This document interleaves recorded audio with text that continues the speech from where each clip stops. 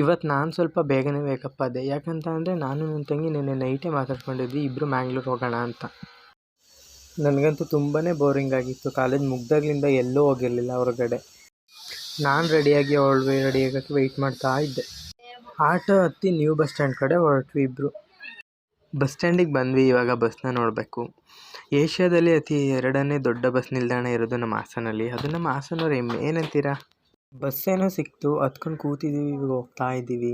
ನನಗಾದರೂ ಹಾಸನ ಬಿಟ್ಟು ಬೇರೆ ಕಡೆ ಹೋದರೆ ಎಲ್ಲೂ ಕಂಫರ್ಟ್ಸ್ ಅಂತಲೇ ಅನ್ಸೋದಿಲ್ಲ. Hassan is very comforts to everyone.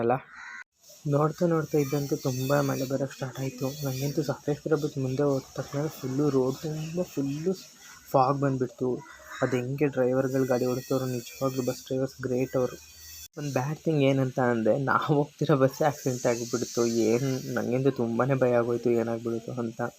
But little ಸುಮ್ಮನೆ ಟಚ್ ಆಯ್ತು ಅಷ್ಟೇ, ಒಂದು ಬೇರೆ ವೆಹಿಕಲ್ಗಷ್ಟೇ. ಇಲ್ಲಿ ಒಂದು 10 ಮಿನಿಟ್ಸ್ ಬ್ರೇಕ್ ಕೊಟ್ಟರು. ಮನೆಗೂ ಮ್ಯಾಂಗ್ಳೂರಿಗೆ ಬಂದುಬಿಟ್ವಿ. ಇವಾಗ ನಮ್ಮ ಅಕ್ಕವ್ರ ಮನೆ ಕಡೆ ಹೋಗೋ ಬಸ್ನ ವೆಯ್ಟ್ ಮಾಡ್ತಾ ಇದ್ದೀನಿ.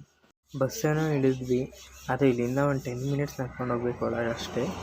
ವಾವ್, ತವಾ ಫ್ರೈ ಮಾಡಿದ್ರು. ನನಗಂತೂ ಖುಷಿಯಾಗೋಯ್ತು ಫುಲ್ಲು.